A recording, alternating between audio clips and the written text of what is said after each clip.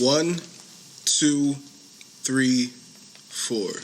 What up, y'all? It's Babylon 5 Podcast. It's your boy, Jermaine Events.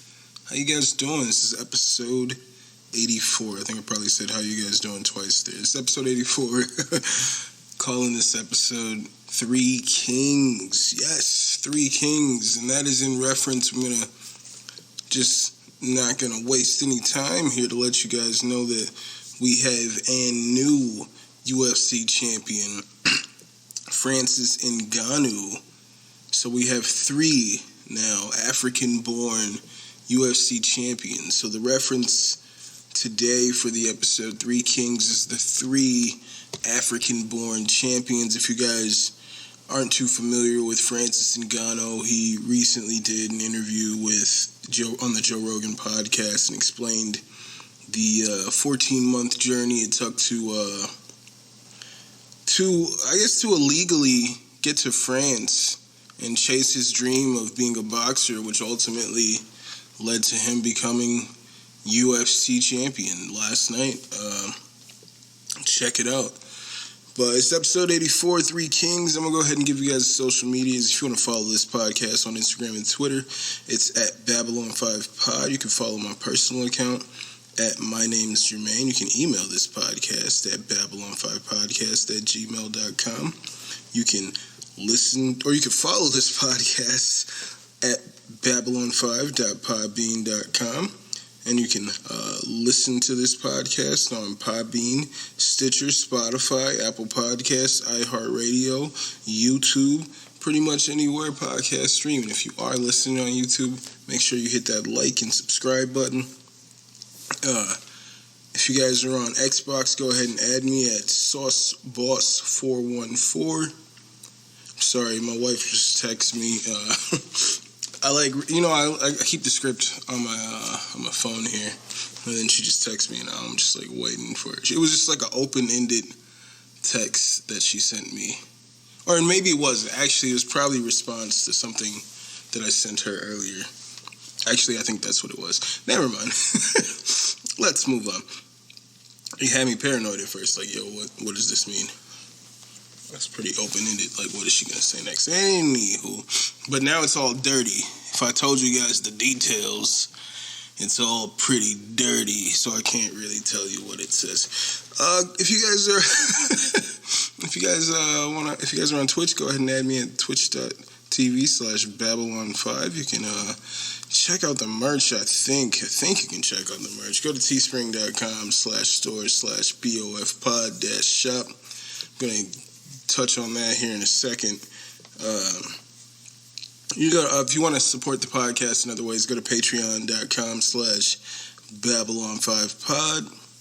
If you guys are on TikTok, go ahead and add me at Babylon5 Podcast on TikTok. Yeah, as I said. But what I was just saying there about the Teesprings. If you guys follow me on Instagram, then you would have saw I gave you guys real bad advice in hindsight.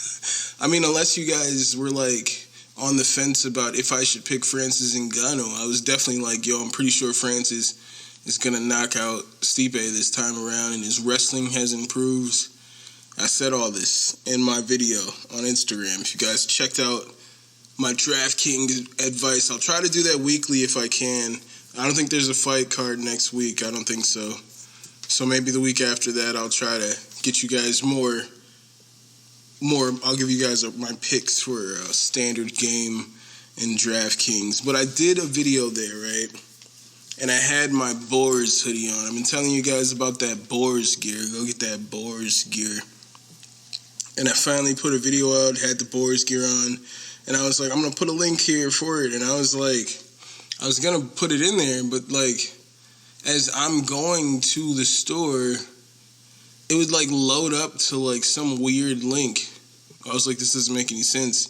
It said something like seasonal, some shit like that. Or I was like, yo, what the fuck's going on? And I'm trying to find the products, and I like found a picture of the face mask, and I clicked that. But then when I clicked it, the product was gone. It was like product not found. And as I keep entering the link, eventually like I gave up. And then the next day, I tried to go to the site again, and it said that the store was removed for content issues. So, if you saw me, I've been like, yo, check out that Boars line. I fucks with the Boars hoodie and all the Boars shirts, but I guess now the Boars hoodie is just a 1-of-1 because for whatever reason, I never got a message or anything. Like, they just deleted my Boars hoodie. I don't know why. It's a black hoodie that says Boars in pink with, like, my custom font. So I don't understand why it was taken down. When I searched it, because before it told me that the store was taken down and I searched Boars, I'm finding things that, like, just pop up that say Kamzat Shemaev on the shirts. It doesn't say Boars. It says Kamzat Shemaev. And I'm like, what the fuck? That should be illegal. But me using a word, Chechen, a Chechen word for wolf, my shirt, my hoodies or my store was taken down. I don't understand how that's possible. I didn't use anybody's images. I just used black, pink, and a custom font. And they tucked down the store. So I guess it's a 1-of-1. Not even gonna fight it. Alright, maybe I'll fight it. We'll see what happens. I just don't know what happened. I'll look into it. If it's something worth fighting. Because it didn't tell me what the issues were. Because when I search my hoodies and my shit, and it comes up with copyright infringed fucking Kamzat Shemaev gear, and my shit that wasn't copyright, like, it did not have, like, anything about this guy on it. Like, no mention of this dude. But when I search it, it all pops up with other people's shit that all has mention of this guy. And they took my shit down. So I guess the shit is done for now. For now, the hoodie you seen my black ass wearing in that video on Instagram is the 1-of-1 for the Boars hoodie. But take y'all asses to that Babble 15 shop. Get y'all some hoodies over there. Get y'all some t-shirts, some face masks. You know, I just fucked with them Boars hoodies. I think they're pretty sharp. This one's pretty sharp. I like it. It's a pretty good material. I'm not gonna lie, it's pretty good material. I put it on I was like, damn, this is nice. It feels nice. I was like, damn. Okay.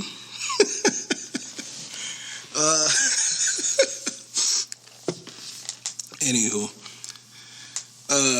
Where are we going? I'm gonna talk about this, I was gonna talk about, maybe if I feel like it will come back. I was gonna talk about the Dwayne Wade podcast, but I didn't write any notes about it, so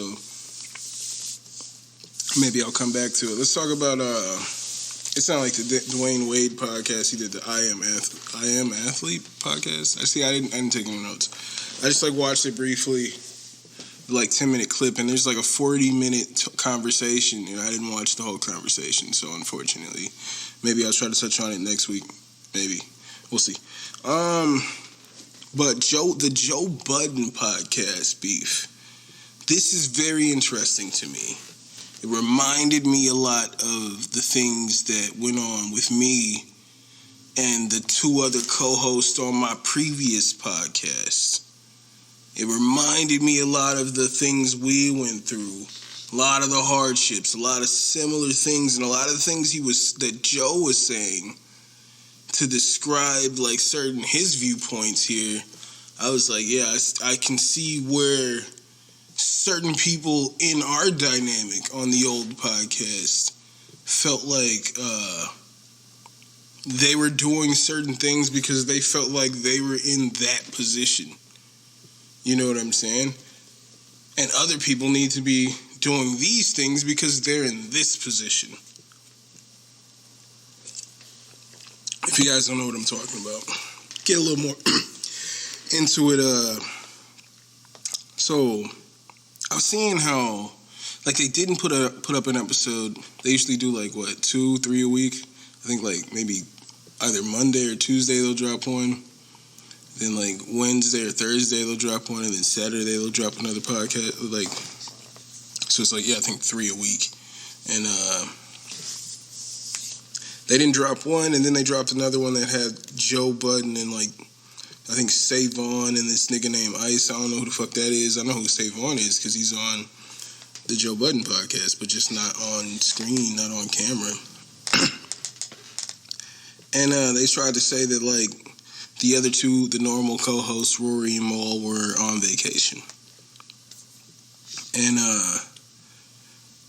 for weeks before that, people had been pointing out, making videos, trying to claim that there was a beef going on between Joe and the people in the podcast. And, like, they were pointing out, like, when Joe was talking about, oh, I just got this new deal, it's with Patreon, and they're pointing out how Rory was, like, being very sarcastic, like, oh, congratulations, and how Maul is just, like, looking off to the side, just, like, not reacting, not saying anything. He's just, like, it's just like he's not even there. And, like, as I was even watching further, the episode they put out yesterday, Joe was even going in further because it seems like they're watching all the same videos that I'm seeing about how the theories people are having that his two co-hosts, even though it's like, from their perspective, it's like this is their podcast, you know what I'm saying? And he's talking about, I passed up a deal for $10 million, and this is something like they've never even seen $1 million, you know what I'm saying? Like, maybe he has, and they've never seen $1 million. So it's like, how can he just sit here and talk openly and freely about how he just passed up $10 million, and the two other people they don't have it like he has it? But then he's just like, the people who make these theories don't understand the differences of certain things, differences between, like, the owner and the employee. You know what I'm saying? Someone who has, Joe, for instance, has overhead, is paying for, like, podcast insurance, paying for, like, the person to mix all this. He's paying for everything. He pays the other two co-hosts. He owns the thing. So it's like, as they talk publicly, like, this is our shit, this is our shit, this is our shit. But then at the end of the day, he pays them. He owns it. For them, in that instance. But I think it seemed ultimately that it was down to money, but in the last podcast, they were trying to say that everyone now makes more money than they would have had they taken the, like, $100 million Spotify deal. Like, the 100 mil. He said everyone makes more money now than they would have had they taken that deal, is what Joe is claiming. And that's interesting. And when I'm listening to when they keep explaining it, it's like, damn, like, and he was kind of mentioning how, like, they don't pay for anything. And that's another thing, like, it's like it's the Joe Budden podcast with Rory and Maul. You know what I'm saying? But but the thing that he was really pointing out was, like, the thing that's most important out of all of it, when you're trying to do, like, a podcast, most importantly, with, like, a group of people, you're trying to do a podcast with a group of people, the most important thing is that you guys are friends first. Because if you're not friends, first time, like, an argument, a disagreement comes up, it's nigga, fuck you. Because you guys aren't there with each other. You don't know you don't care about how they see things. You're trying to get your point across. You don't know these people. And if they if they disagree with you, if they come against you in that way, it's like you could feel attacked. You know what I'm saying? There's no rapport there to just have that joking or whatever. And you can see in the Joe Budden podcast, like, week after week, like, Rory would talk about how he wants to fight Joe and all this, and it's just like, you would see the tension building, and it's just crazy how you can just, like, watch it deteriorate. I was watching the conspiracy videos, like, this ain't happening, y'all niggas reaching, and then it came out this way. That's just pretty random. And it just reminded me, though, of the old podcast and how, as it started, it was, the three of us, me, Static, and the other host, and, the podcast that shall not be named. And I'm the common denominator there in this podcast. Like, Static knows me. He doesn't really know the other host. Me and the other host went to high school together. So we know each other, like, the better than anybody out of the three. You know what I'm saying? And me and Static were in a rap crew together. Did the theme song for State Fair together. You saw it. We were on TV, my nigga. We had a TV commercial. Me and Static had a TV commercial together. So, you know what I'm saying? I'm the common denominator. But they don't really know each other at all. And even like, separately, my personality has clashed with Static's, and separately, my personality has clashed with the other co-host. But we had gotten to a point separately where I was able to tolerate, because I was, at this point, somewhat used to Static. And since at this point, I went to high school with the other co-host, so we had a real good rapport. And the way that we talked on the podcast, I think, really worked. You know what I'm saying? His bossiness on the podcast works really well with my wildness. Him shutting me down when I'd just be getting too wild. You know, it works pretty well. But we needed a real hip-hop historian like Static. He would fucking blow my mind with some of the fucking takes that he would have, the hip-hop shit that he would throw out there. Since we were doing just a hip-hop oriented podcast solely, since we had to, even though I wasn't a hip-hop historian and I never claimed to be, but so pretty soon, like, pretty quickly, it got to the point where behind the scenes, you got the other co-host talking about how he wants to fight Static. You got Static coming to the podcast, like, before we would drink at the podcast, and then we would drink before the podcast and, like, while we were recording, and then it was just, like, starting to get out of hand, and then it was, like, we were trying to be like, all right, let's just, like, not drink, like, during the podcast, but Static was just like, fuck that, and he would just show up already drunk. And I think that's more so because he's not really friends with all of us. Like, he knows me, you know what I'm saying? I'm the common denominator, but the other co-hosts, they don't really know each other at all, and they're clashing. So he's coming, if anything, already drunk to the recordings as a coping mechanism, because he doesn't know. They don't know each other, and they're clashing. You know what I'm saying? They're clashing. They don't have that friendship that needs to be there first before we try to go upon a venture like that. And then pretty soon it spilled out into the podcast, just like the Joe Budden podcast, where you have the other co-host, like, challenging Static to a fight right on the podcast, and then ultimately kicking Static off the podcast. Another thing that they did that they don't like to tell you, I remember when I heard them trying to rewrite history, and they were talking about this. They never mentioned how they all, like, the efforts to reach out to Static to come back to the podcast. Like, I was never about kicking Static off the podcast. And then after like a month of recording, it's like, oh, we should get Static back. And it's like, yeah, you should have never kicked Static off. And niggas reached out, but nobody mentioned that when that story gets retold, because it doesn't coincide with me being okay with the whole thing. Doesn't make any sense, right? But so that's, you know what I'm saying, that friendship wasn't there.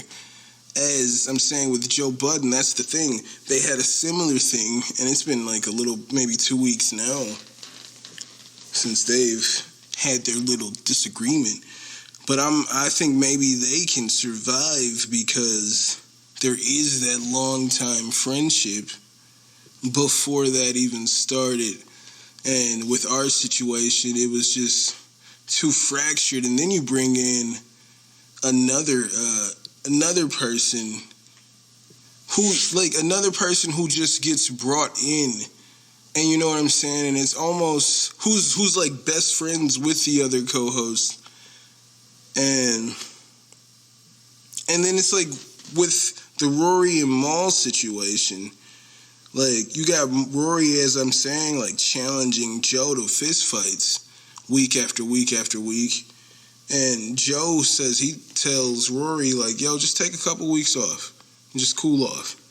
And Maul, me being Maul in this situation, Maul is just like, who the hell are you? Like, why the hell are you the person to tell him to take some time off? Like, why are you the boss? Who? If this is our podcast, why are you the boss? So then, like, I get told that Static is off of our podcast, and I get told that we have a new co-host who doesn't talk on the podcast. And and then when I'm listening to Joe talking about being the owner of it all, and I'm like, I probably feel like the other co-hosts probably felt that way. He probably felt like he was coming from that same stance. But Joe was coming from a stance like I pay all these other people, like I'm the actual boss. I pay you guys. It was like, we're not making money. Like, we're all like, it was like at that point, it was like he made the SoundCloud.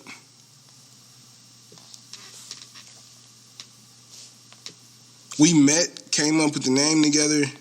Like, we came up with all this shit together. Like, he made the SoundCloud and the Facebook and the group chat. So then he assumed the Joe Budden position, if you will.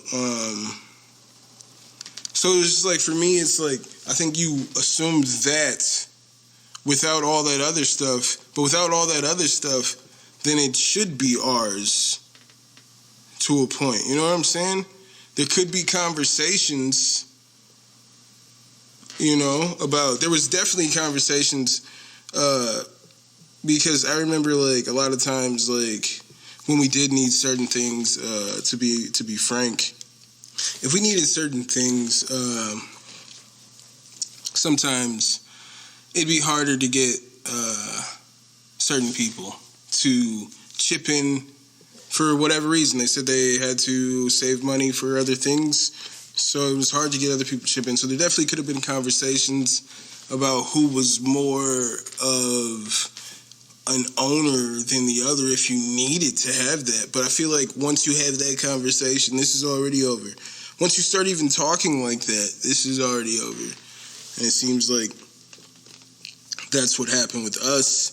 But hopefully that won't happen with the Joe Budden podcast. I think what they do is pretty dope. I think it's pretty important. I think it's pretty knowledgeable in a lot of ways. I learned a lot from that podcast, and I think you need Rory, you need Maul. People, I don't need to know who they are You know what I'm saying? To feel like the things that they're saying on certain topics isn't like something that I'm learning from. I'm getting something from it. So hopefully, because they have that friendship there, that can be saved. You know, that's what I'm hoping for them. But it couldn't happen with us because we didn't have it.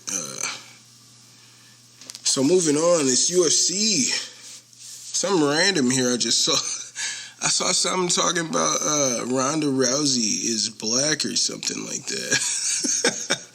So that means we're getting all of it, all right? All that Ronda Rousey shit is ours. There's no,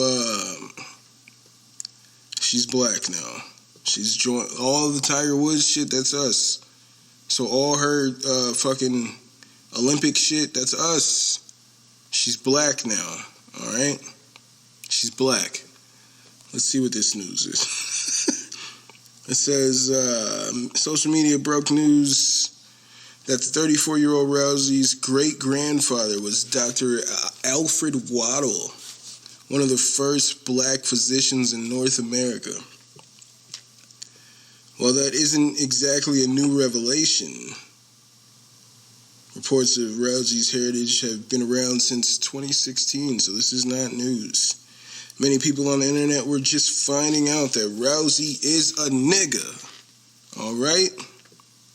We're taking claim. She's black.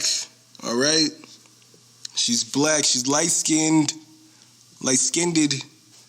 We're going to celebrate Ronda Rousey next year. We didn't know. Okay, we knew. We should have known.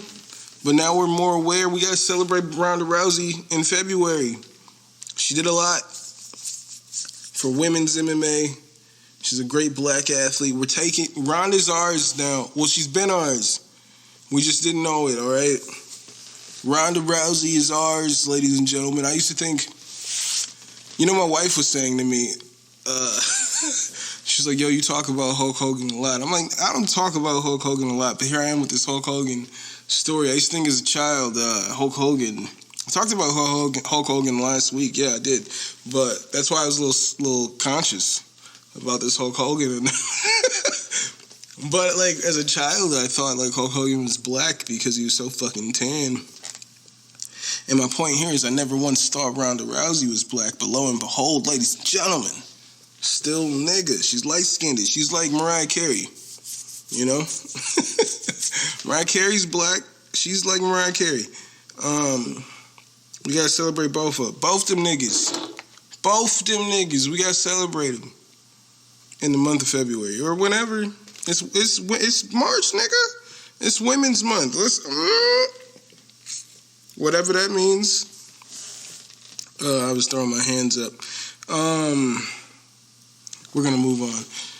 I wish this wasn't the segue. I should have fucking spaced this out differently. Holy shit. So, Adesanya is losing sponsors for talking trash 2 years ago when he said to Derek Brunson, well, so, this is out of context. So, this is what happened.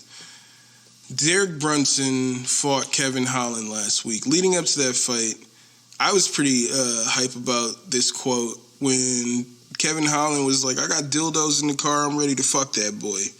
I thought that was pretty hilarious.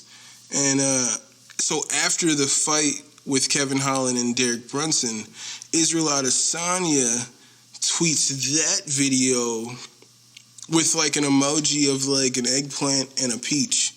And then the next video was when Adesanya faced off with Derek Brunson, and he says, he puts in the caption like of the video, read my lips. And when you read Adesanya's lips, he's saying to Derek Brunson, I'll fucking rape you. So, 2 years later, he got called out by, like, what is it, the president of New Zealand? I don't know how that works. Some political figure in New Zealand. He lost sponsorship for BMW. He's under fire for the trash talk that he gave 2 years ago. You might be saying, yo, that's fucking harsh words, bro. He said some harsh shit.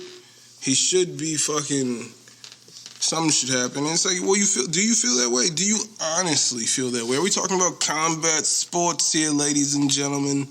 We're talking about combat sports. We're talking about the same fan base. Is this the same fan base that just paid fucking like $80 to watch Mike Tyson, a 50-something-year-old Mike Tyson fight a fucking like almost 50-year-old Roy Jones Jr.? Niggas pay like $80 for that, right? And you might say, what's the point of that? Mike Tyson raped somebody, literally raped somebody.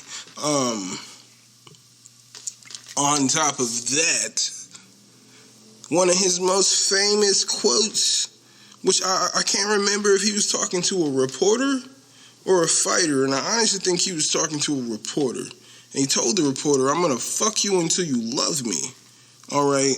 And then you guys, in his 50s, after he said that famously at a press conference, y'all pay like $80 to watch him fight at 50-something years old. But then 2 years after Adesanya says this, y'all are like coming for this nigga's head. This fan base is fucking weird. You know, another thing that Mike Tyson said to his opponent that was one of my personal favorites was, I want to eat your children. That's one of those things. You know what was funny? When Mel Gibson was supposed to be in The Hangover, and it was like, nah, it's too controversial. We can't put Mel Gibson in The Hangover. He was like, yo, you put Mike Tyson in The Hangover. And at the time, I was like, chill out, nigga. Chill out. Chill out on Mike. But when you look at it, it's like, yo, y'all kind of put Mike Tyson. Y'all put Mike Tyson in there? I guess if y'all want to just be like, oh, well, maybe he didn't do it. I mean, y'all can say that. But at the same time, he definitely is a convicted rapist. You know what I'm saying? So take that information as you will, as you guys spend your $80 to watch this 50-something-year-old fight a 50-something-year-old Evander Holyfield. Take your $80 right over here, ladies and gentlemen. Me, on the other hand,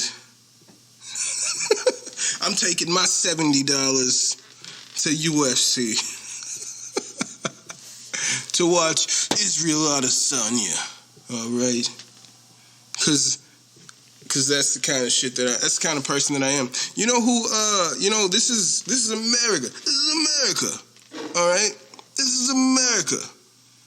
Israel Adesanya mouth. He tweeted 2 years ago, he said, I'll fucking rape you to Derek Brunson. And they're taking his sponsorships. Ben Roethlisberger sexually assaulted multiple women. This is common knowledge. Common knowledge. He didn't lose his job. You know what I mean? He still has endorsements from Nike, fucking Sprint, fucking plenty other places. He's got like $1 million in endorsements right now. Right now. What are we talking about? We're talking about trash talk. Meanwhile, the actual rapists are right here opening up weed shops, weed farms. Oh, he's so funny. I want to go on his podcast and smoke with him. Jesus Christ. I'm just saying, it can only be one way. If it's not okay for him to say that in trash talk to his opponent, then none of that shit can ever be. It can't be forgiven. You can't forgive these people.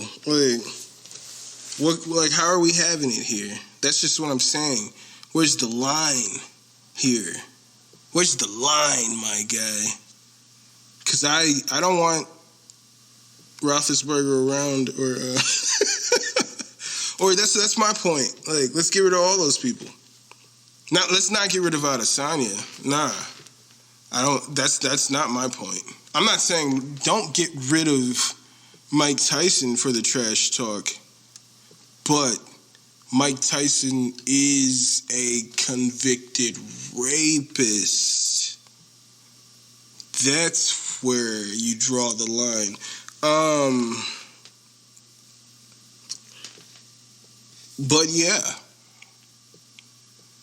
get Roethlisberger out of there. I don't think the sexual assaults that he committed are somehow washed away by touchdowns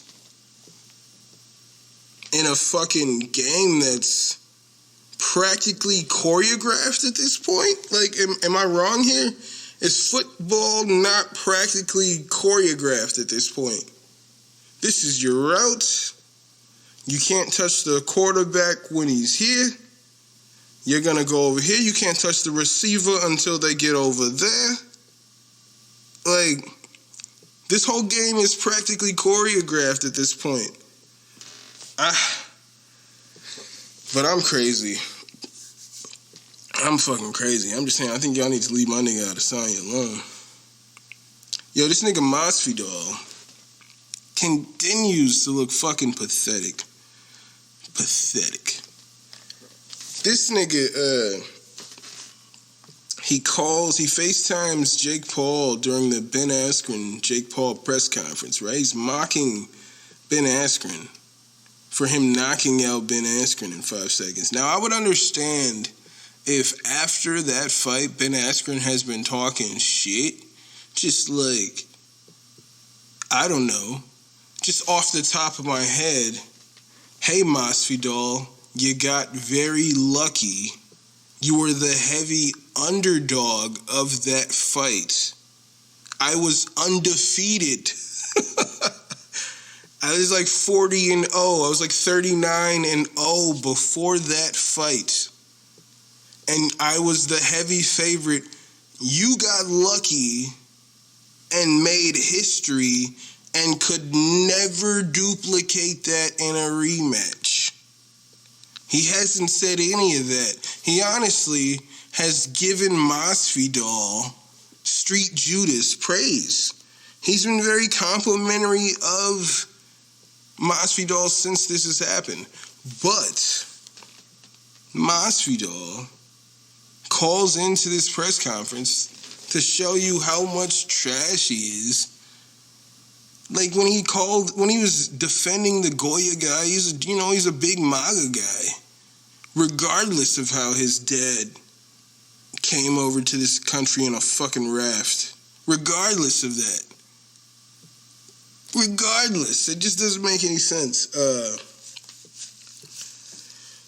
just doesn't make any sense. So I just cannot wait for this rematch with fucking Masvidal and Usman. I hope fucking Usman knocks this dude out. I don't know what. I'm just like, is there something from Francis that could rub off on Kamaru? But I don't know, man. Francis is just so fucking fast. He's so fucking strong. You can't teach that. You can't teach that, is what I see in there. But speaking of Jake Paul and Ben Askren, man, so they had their little press conference. Jake Paul's trash. He seems retarded, honestly. Sorry to anyone that offends, but like it seems like something's off. And it's weird because, like, as a MMA guy, and I'm fully aware of Ben Askren and how easily, like like right there when they face off, this ain't boxing. It ain't no rules here. You know what I'm saying? Like, and who's well versed in all kinds of fucking disciplines? Ben Askren. So like when I see them face off, and he's just like running his mouth like trying to get in his face. Like he walked up real close, and then Ben just stopped. And like was just stiff there, and he couldn't move him, and then he backed up a little bit, and then eventually had to like turn away from him. And it's like, dude, he has no idea what he's getting into. I'm looking at this like, yo, he don't really know who Ben Askren is. He saw Ben Askren get knocked out by Masvidal. That's probably the extent. He saw Ben Askren get knocked out by Masvidal. Then he probably saw Ben Askren fight, what's his name? Damian Maia. Now, honestly, Ben Askren just had hip surgery. He had hip replacement surgery, like right after that fight. And he said like he didn't realize how fast he would heal, and like he said had he known he was gonna heal in this way, he probably wouldn't have retired from MMA. And now he's moving around better. His striking isn't bad, but like he had terrible hips. He had terrible mobility because of his hip problems that he'd been dealing with for years. Since before he came to the UFC, he had retired and he was going to get his hip fixed, but then like the whole trade happened and suddenly he was fighting in the UFC after being retired, and he was just about to get like a hip replacement. Like, I don't think Jake Paul understood what he was getting into until that face-off happened. And my nigga Ben Askren, the hometown kid, muffed Jake Paul. And Jake Paul, like, threw, like, a body punch that just, like, it bounced off Askren in a way that was, like, I don't know, man. It was like a bullet bouncing off Superman is what it looked like. And, like, and then he pushed him. Like, Jake Paul pushed Askren, and Askren, like, looked down and laughed at him. And then later on, I saw an interview, they asked him about it, and he was like, he threw, like, a body punch. And Askren was like, yeah, he threw, like, something. I really hope that wasn't as hard as he can punch. And I'm like, dude, it looked like when I watched it live, and then I watched it back a few times, and I was trying to tell my wife, like, look at the no reaction to this punch. Like, Ben is walking away from him. Jake Paul just, like, throws a body punch. And, like, Askren, like, didn't even react. It was like it didn't even happen.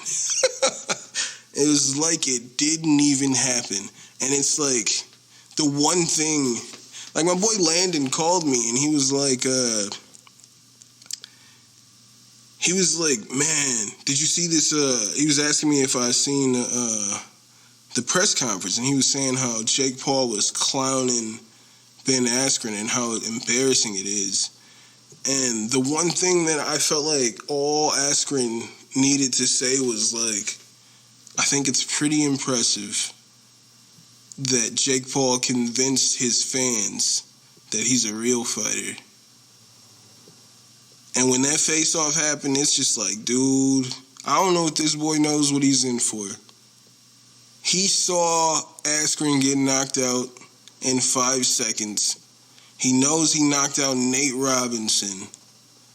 He probably saw some highlights because there's just like gifs of Ben's bad striking against Damian Maia. He probably just saw that, and he doesn't realize that before that, Ben Askren was an undefeated fighter. I think he was on the Olympic team, the Olympic wrestling team.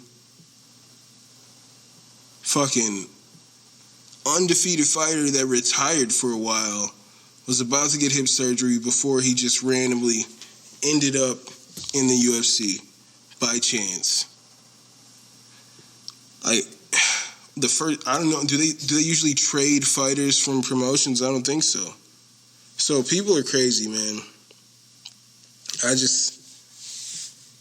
Ben Askren's the underdog. I think if you live in a state where you can, put your money on. That's what it was like. They were asking if Dana White actually made the bet with Snoop Dogg, and he was like the odds are 2-1 Like, the Vegas odds are 2-1. Why would I bet these people straight up when I could put that money on Askren? Like, I'm like, yeah, that's fucking, like, it's right there. Like, look at it. It doesn't make any sense that people think that Jake Paul can win this fight, but he's convinced people of this. And if you guys are listening to me right now, put your money on Ben Askren.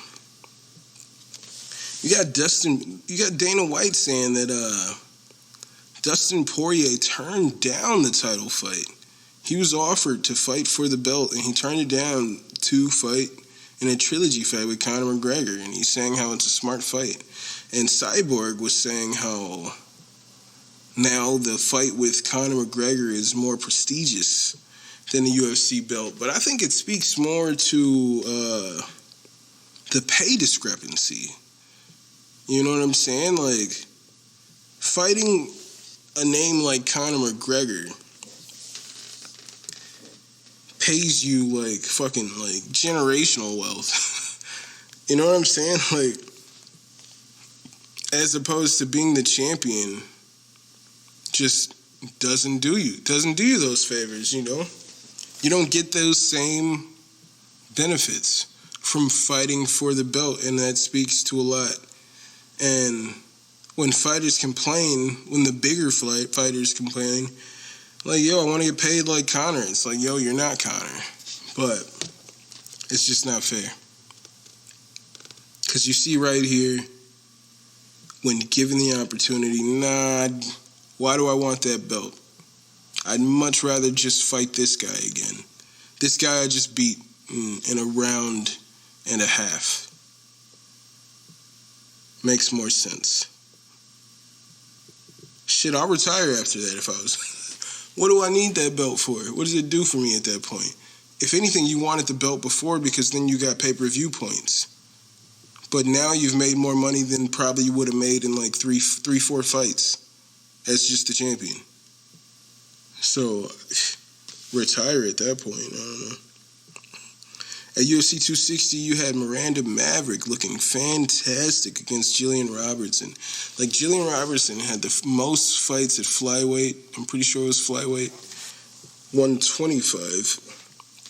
The casuals were out. I be on Twitter like, man, y'all don't know what the fuck y'all talking about. Somebody was like, oh, a women's fight, a.k.a. Amanda Nunes' next victim. And I was like, I'm just sitting here like, nigga, like, they don't fight in either weight class that she's the champion of. She's the champion of 2 weight classes, and these women don't fight in either one of those weight classes. So, like, what are you talking about? I'm glad you thought it was funny. Hella emojis and shit. I'm like, none of that makes any sense. None of it makes any sense. I saw somebody I thought was another casual, but it was like, damn, is this nigga a genius? Because he was like, this is before the main event. No, this is at the start of the main card. He was like, I just really hope John Jones and Dana White can work things out so we can see the GOAT fight again.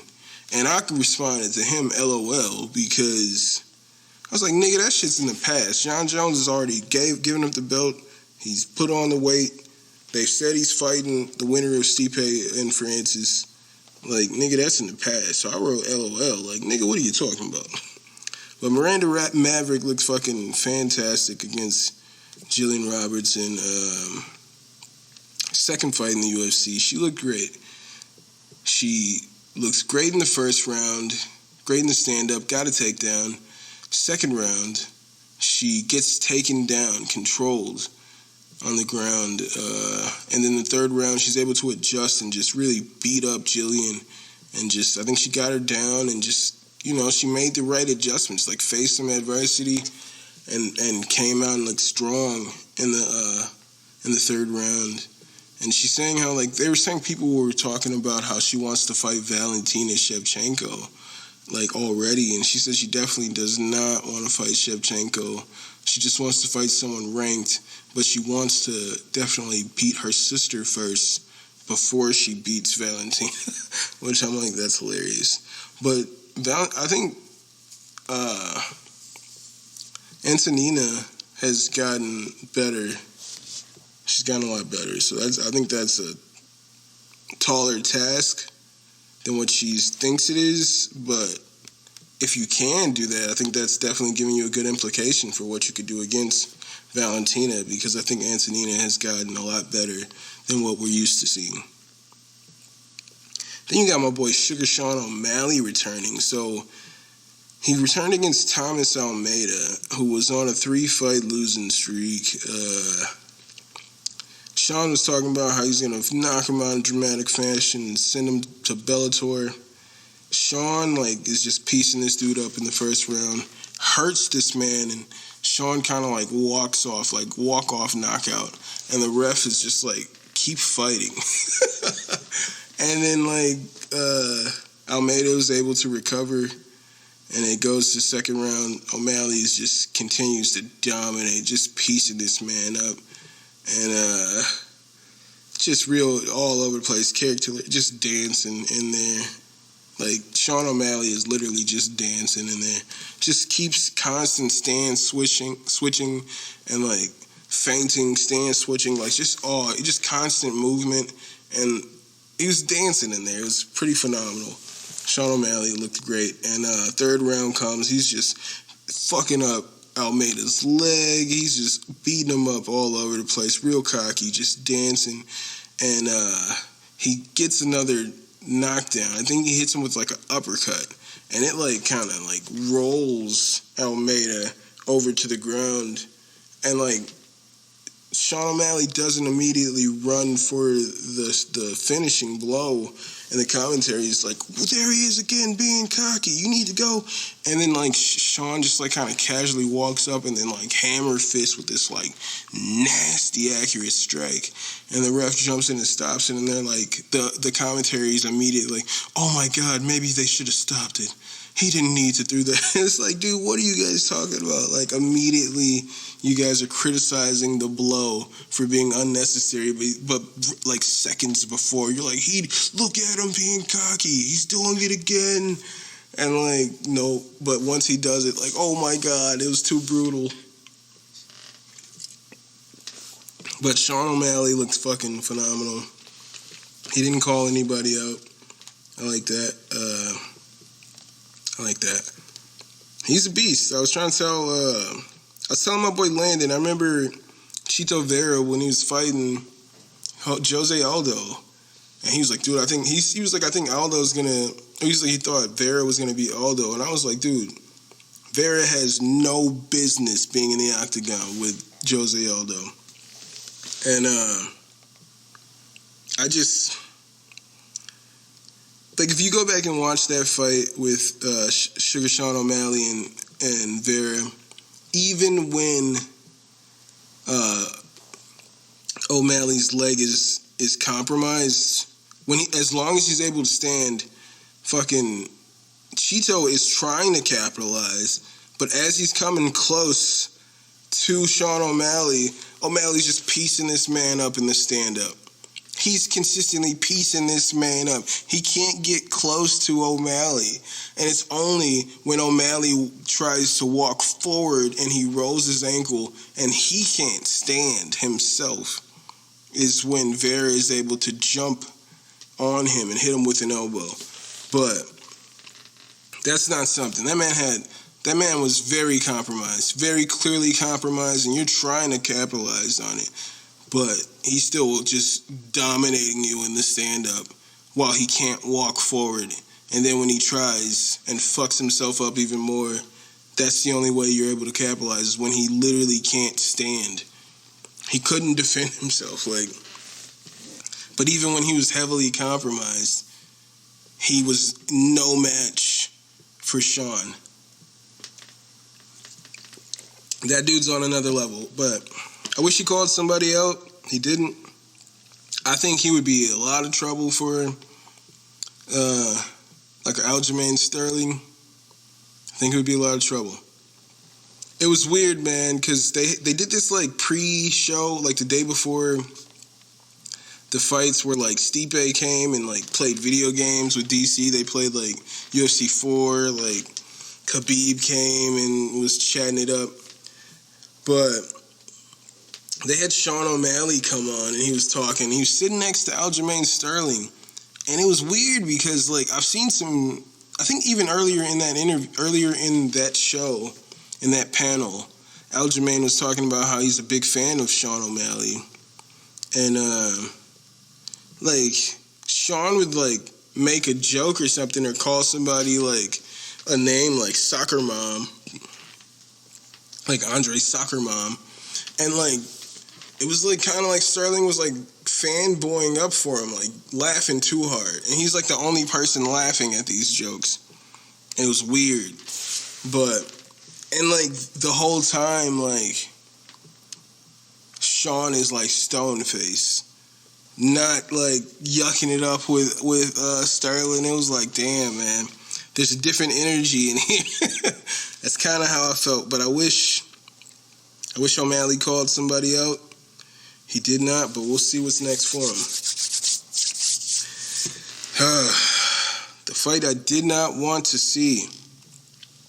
Tyron Woodley versus Vicente Luque.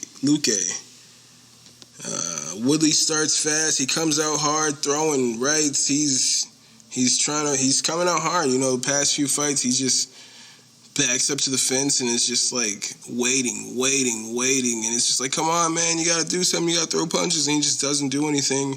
He came out swinging here tonight and he's shooting for takedowns. You can get any, getting held up against the fence. And they just start swinging, man. And they start swinging.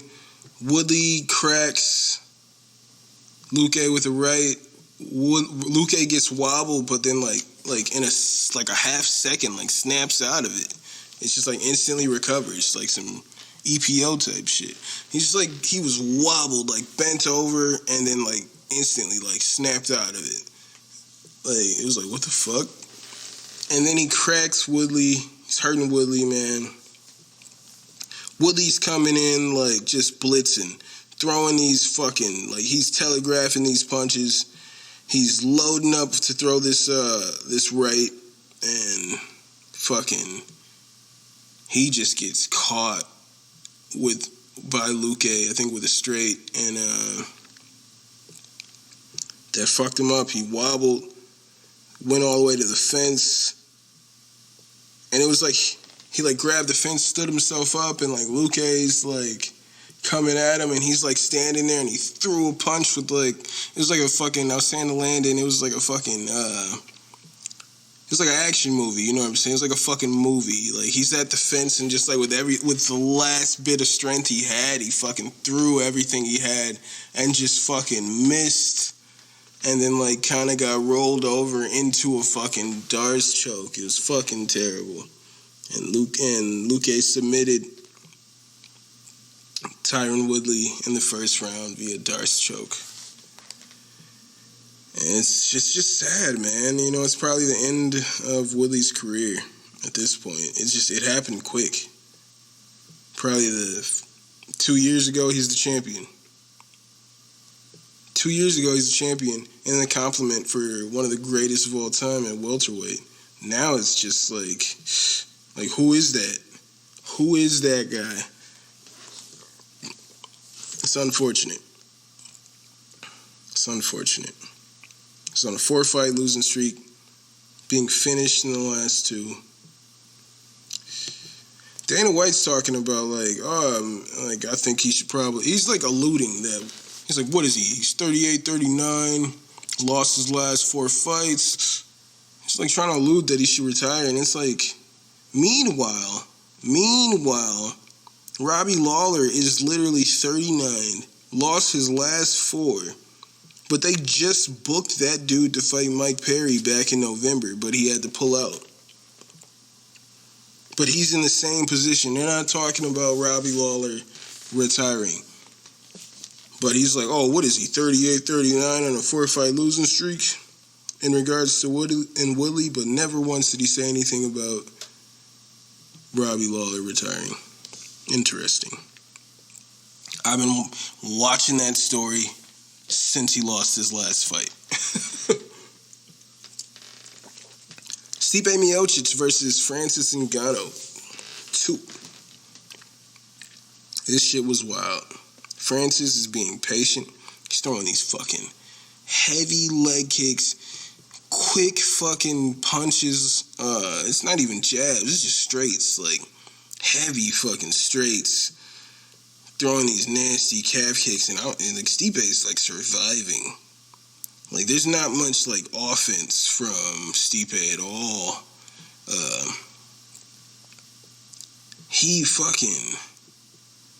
Stipe shoots on Francis. Francis stuffs the head, pushes him down to the mat, then fucking sprawls over, takes the back, picks Stipe up. They're both standing. Then he fucking kicks the left leg out to lift Stipe up. And then as he has Stipe, and he's rotating Stipe to the right, and then as he's rotating Stipe, kicks out the right leg, and then slams him down to the ground.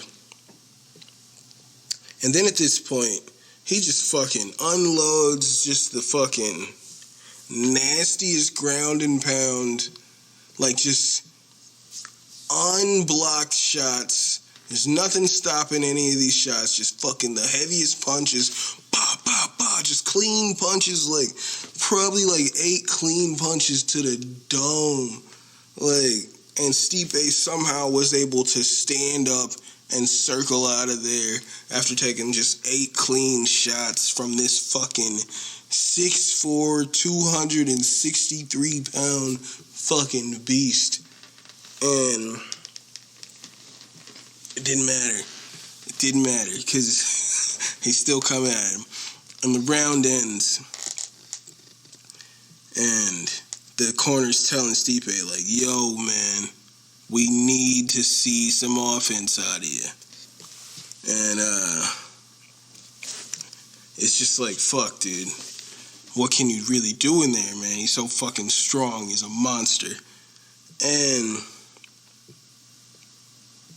oh my God. Right before there's the round starting, the camera's on Stipe, and they're like, oh, there's a problem with Stipe's eye. Yeah, something must have happened.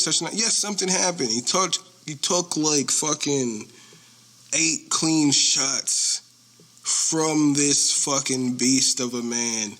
They said he hits as hard as a fucking, as hard as a Ford Escort going full speed. They said that's as hard as his punch when he punched they have like a meter, like a punching machine. And they said that's as hard as Francis punches. Is as hard as a Ford Escort going as fast as it can. Hit this nigga fucking 8 times in the head.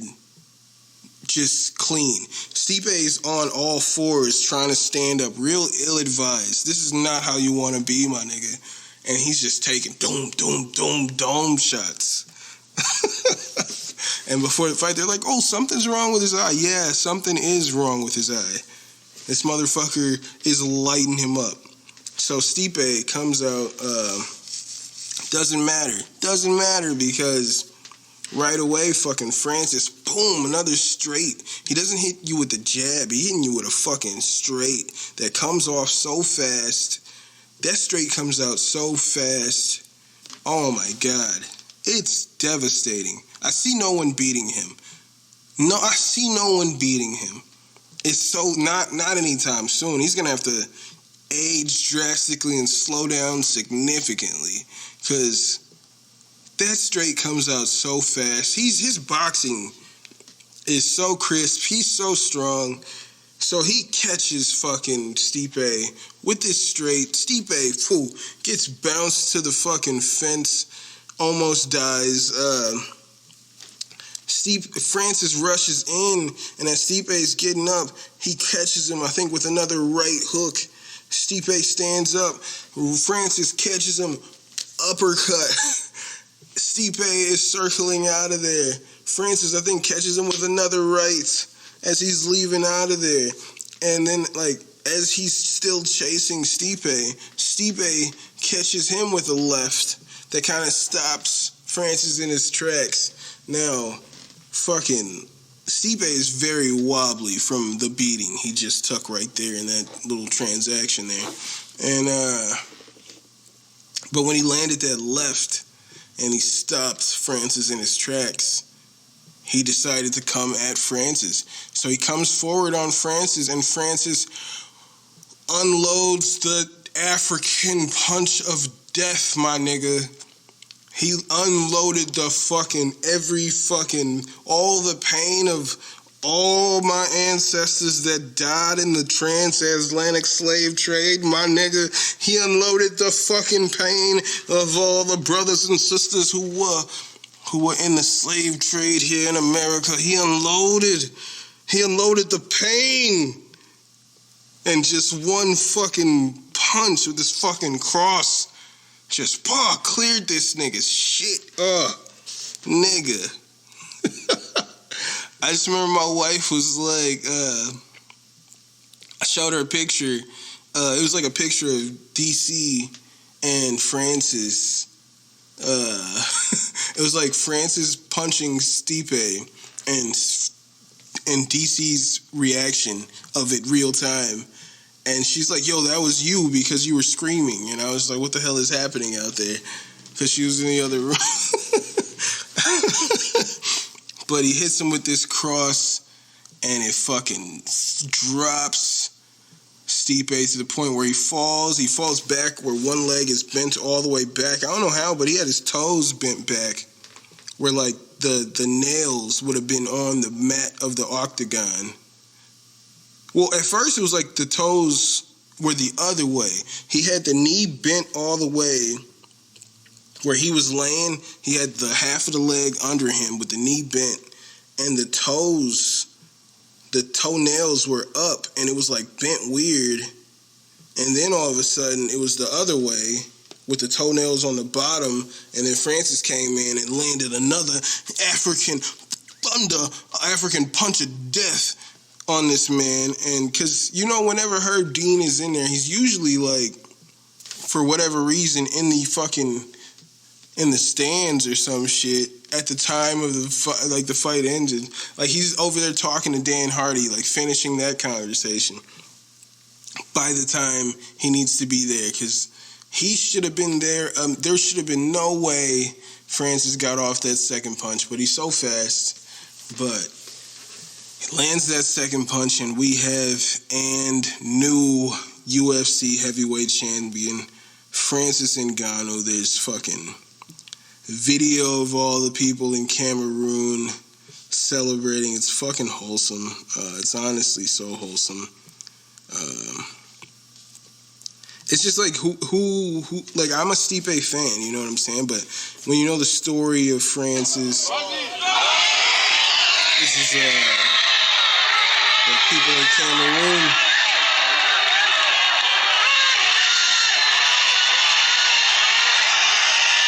It just sounds like noise, I guess. But it's the people in Cameroon who, they're watching back home, watching them become heavyweight champion. You talk about the journey of, you talk about like when I think it was either the French police or some police, when they would they would catch them and they would take them and drop them off in the Sahara Desert.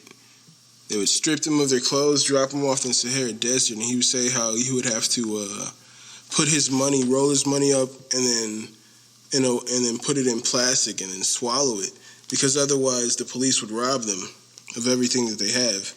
So then he have to, like, you know, shit out his money and then dig it out of his shit and then repeat the process in some way, I guess. It's fucking wild. And now he's UFC champion. You know, it's like, I was fucking, I thought Stipe was going to win. Well, this is my thing. Every time that I've thought Stipe was going to win a fight, he lost. I thought Stipe was going to beat DC the first time. I thought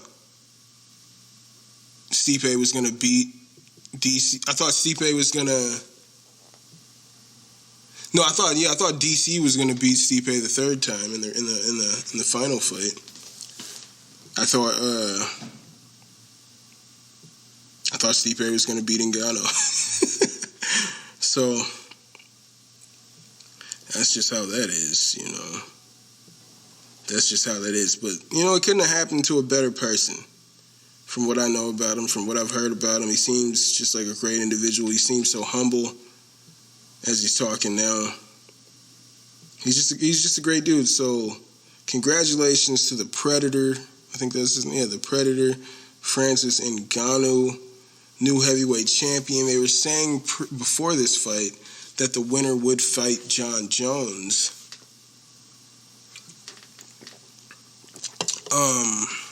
But Jon Jones tweets out, "Let's play, baby," and then he tweets out, "Show me the money." And then immediately, well, when fucking Joe Rogan, he reads this out live, and then he was like, oh, and then he says, "Show me the money," and he rolls his eyes, which is ridiculous. Joe rolls his eyes after he tweets that. That's fucking obnoxious. And then later on, Dana White starts saying how, like, he was like, oh, he said, "Show me the money." He was like, I think it really comes down to, like, they say they want to fight, but do they really want to fight? Like, he's trying to say he's scared to fight Francis. He said that, like, if I was Jon Jones and I saw Francis fight tonight, I'd probably want to move down to the 185-pound division. He's saying that Jon Jones is scared. Jon Jones is saying, like, he was like, Joe Rogan just said that this would be the biggest fight in UFC history. He was like, why can't I get paid like it? He was like, I want a boat. Like, why is Conor McGregor the only person that can have a boat? And it's like, dude, I fucking understand it, but I think that's the whole thing that I'm saying. It all comes down to, like, fighting Conor McGregor is more important than fighting for this belt. If there's a money fight to be had somewhere, then why do you even need this belt? Pay him. Then if there's a money fight to be had at heavyweight, if there's a money fight to be had at light heavyweight, it's definitely Jon Jones, the GOAT. You know what I'm saying? So why not pay him like he is that person? That's all he's saying. He's not saying, like, fuck, I can only fight him if you pay me more money. He's saying he deserves more money. He's Jon Jones. Meanwhile, you watch Conor get millions riding in on yachts. And he's just saying, yo, he wants a fair piece. So it's probably going to be the way they're talking. They're already talking about using Derek Lewis in a matchup against Francis Ngannou instead of Jon Jones, instead of paying Jon Jones. So they're probably going to try to weasel themselves out of even paying Jon Jones. I don't even know if we'll even see Jon Jones fight Francis. But I honestly don't know if I see anyone beating Francis. I think if anybody has a good chance of putting up a good fight against Francis, it's probably Ciryl Gane. They're same size, same reach, and they used to train together at MMA Factory out in France. And where Francis had those holes in his grappling, that was never in question for Gane. That was actually where he shined. And he actually has very sharp striking, very sophisticated, wide range of weapons. So I think that will be a pretty interesting fight when or if that ever happens. Because I don't know if this Jon Jones matchup will happen now that they're playing games with my heart. I'm going to go ahead and get up out of here, ladies and gentlemen. If you want to follow this podcast on Instagram and Twitter, it's at Babylon5Pod. You can follow my personal account at My Name's Jermaine. You can email this podcast at Babylon5Podcast@gmail.com. You can email this podcast at Babylon5Podcast@gmail.com. You can follow this podcast at babylon5.podbean.com. You can listen to this podcast on Podbean, Stitcher, Spotify, Apple Podcasts, iHeartRadio, YouTube, pretty much anywhere podcasts stream. If you guys are on Xbox, go ahead and add me at SauceBoss414. If you guys are on Twitch, go ahead and add me. Go ahead and add a brother, at twitch.tv/Babylon5. You can check out the merchandise, I hope, at teespring.com/stores/BOFpod-shop. You can support the podcast in other ways, or just in general at patreon.com/Babylon5pod. And if you guys are on TikTok, go ahead and add me at Babylon5Podcast. Yes, this is Jermaine event, episode 84. 3 Kings. Once again, congratulations to Cameroonian's own Francis Ngannou. This is Jermaine event, and I hope you guys are taking care of yourselves and each other. I'll see you guys next week. I'm sorry I paused there. I'm like, what am I? But yeah, take care of yourselves and each other, and I'll see you when I see you. I'll holla.